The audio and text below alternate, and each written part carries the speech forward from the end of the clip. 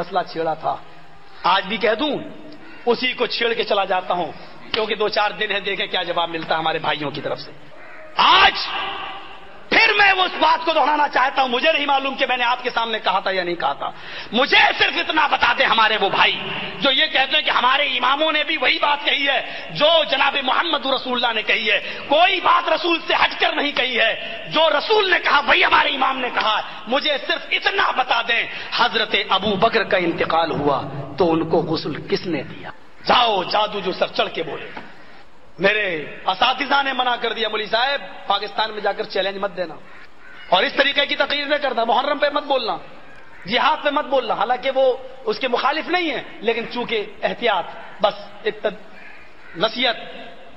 کہتے ہیں کہ انڈیا میں جتنا چاہو بولو لیکن وہاں مت بولو، ضرورت بھی انڈیا کی ہے، انڈیا میں بولنے کی، یہاں نہیں ہے ضرورت، یہاں تو بہت سے مولوی بولتے ہی رہتے ہیں، ضرورت وہی ہے بولنے کی، یہاں نہیں ہے۔ غور کرنا میری اس بات پر، جاؤ بتائیں ملا مولوی علامہ کوئی تو ہو، ایک تو بتائے مجھے ابو بکر کا انتقال ہوا تو ان کو غسل کس نے دیا؟ چلو خلیفہ چہارم کی بیوی حضرت علی کی بیوی کا انتقال ہو رہا ہے فاطمہ کا، بتاؤ ان کو غسل کس نے دیا؟ اور جواب اس کا یہ ہے، ڈھونڈ لینا، ابو بکر کا انتقال ہوا تو ان کو ان کی بیوی نے غسل دیا، اور فاطمہ کا انتقال ہوا تو ان کو ان کے شوہر حضرت علی نے غسل دیا۔ نبی نہیں ہے، آپ کا انتقال ہو چکا ہے، صحابہ عمل کر رہے ہیں، ابو بکر کو ان کی بیوی غسل دے رہی ہیں، فاطمہ کو ان کے شوہر علی غسل دے رہے ہیں۔ مجھے تم اتنا بتا دو، تمہارے اماموں نے سب کچھ صحیح کہا ہے، تو آج تمہارے یہاں انتقال کے بعد بیوی کو شوہر کا چہرہ اور شوہر کو بیوی کا چہرہ کیوں نہیں دکھایا جاتا ہے؟ کیوں کہا جاتا ہے کہ طلاق ہو گئی ہے؟ کیوں کہا جاتا ہے نکاح ٹوٹ گیا ہے؟ کیوں ایک دوسرے کا غسل دینے سے روکا جاتا ہے؟ مجھے اتنا بتا دو، اتنا بتا دو۔ یہاں تم ابو بکر کی بھی نہیں مان رہے ہو، رسول اللہ کی تو بہت دور کی بات ہے، حضرت علی کی نہیں مان رہے ہو، بہت دور کی بات ہے۔ پتہ یہ چلا کہ حقیقت یہ ہے کہ تم رسول کی نہیں مانتے ہو، تم صرف اس بات کو مانتے ہو جس بات پر تمہارے امام تمہارے بزرگ کا سگنیچر ہے، دستخط ہے، بس۔ بسم اللہ الرحمن الرحیم۔ السلام علیکم دوستو، آپ نے سنا یہ ہے مولانا جرجیس، اہل حدیث عالم انڈیا کے، کہہ رہے ہیں کہ فقہ حنفی میں لکھا ہے کہ مرد عورت کو غسل نہیں دے سکتا، حالانکہ حضرت علی رضی اللہ تعالیٰ عنہ نے حضرت فاطمہ الزہرا رضی اللہ تعالیٰ عنہ کو غسل دیا، اور حضرت ابو بکر صدیق رضی اللہ تعالیٰ عنہ نے کہا اپنی زوجہ سے کہ مجھے غسل دینا۔ تو یہ اماموں کی مانتے ہیں، حدیث کی نہیں مانتے ہیں۔ پہلی بات یہ ہے کہ یہ حدیث صحیح نہیں ہے، محدثین کے نزدیک یہ حدیث صحیح نہیں بلکہ ضعیف ہے، اور ضعیف حدیث سے کوئی آپ فقہی مسئلہ نہیں نکال سکتے۔ امام حاکم نے اس کو لیا ہے حدیث نمبر 4769، اور اس کے بعد دوسرے اماموں نے بھی اس کو نقل کیا ہے۔ اس میں یہ کہ حضرت اسماء بنت امیس کہتی ہیں کہ میں نے اور علی نے رضی اللہ تعالیٰ عنہ نے حضرت فاطمہ الزہرا رضی اللہ تعالیٰ عنہ کو غسل دیا۔ اس حدیث کی سند میں 2 راوی ہیں جو مجہول ہیں، اگر کسی سند میں ایک راوی بھی مجہول ہو تو حدیث ضعیف ہوتی ہے، قابل اعتبار نہیں ہوتی، اس سے کوئی مسئلہ نہیں نکال سکتے۔ ایک ہے عون بن محمد اور دوسری ان کی امی ہے ام جعفر زوجہ محمد بن علی۔ عون جو محمد بن علی کے بیٹے ہیں، اور ام جعفر جو زوجہ ہے محمد بن علی کی، یعنی عون بیٹے ہیں اور ام جعفر ماں ہیں۔ اس کے بارے محدثین کہتے ہیں یہ دونوں راوی مجہول ہیں۔ پہلی دلیل کیا؟ امام حاکم نے اس حدیث کو صحیح نہیں کہا، حالانکہ امام حاکم کا یہ طریقہ ہے کہ وہ حدیث کو صحیح لکھتے ہیں، اس پر حکم لگاتے ہیں۔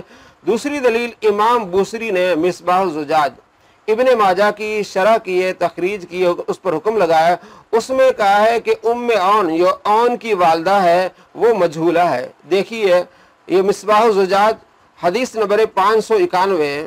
اس حدیث کی سند میں ذکر ام عون یعنی عون بن محمد کی والدہ، اس کے بارے میں فرماتے ہیں ھذا اسناد ضعیف، یہ سند ضعیف ہے اس لیے کہ ام عیسیٰ مجہولہ ہے، اور وکذالک اسی طرح ام عون بھی مجہولہ ہے۔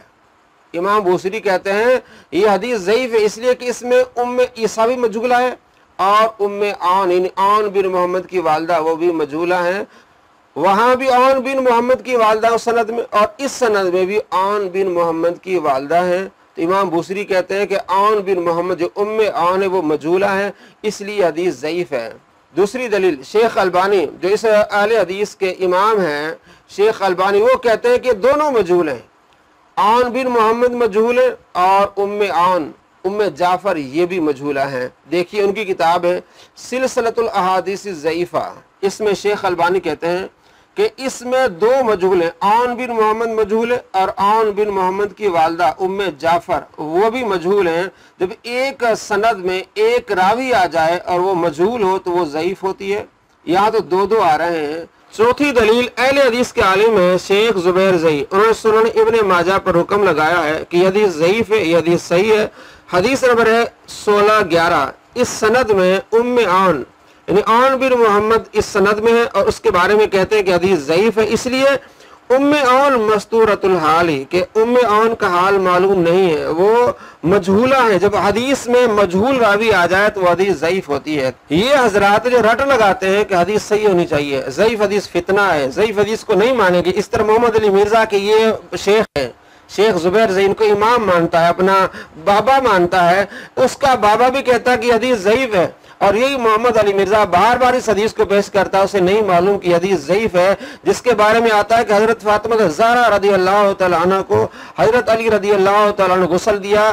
اصول محدثین پر یہ حدیث ضعیف ہے، 4 دلائل میں نے دی ہیں جس سے واضح ہوتا ہے۔ امام بوصیری بھی کہتے ہیں کہ اس سند میں عون ہے، عون بن محمد، یہ دونوں مجہول ہیں۔ شیخ البانی بھی کہتے ہیں دونوں مجہول ہیں۔ جب ایک مجہول بھی کسی سند میں آ جائے تو وہ حدیث ضعیف ہوتی ہے، یہاں تو 2 مجہول ہیں۔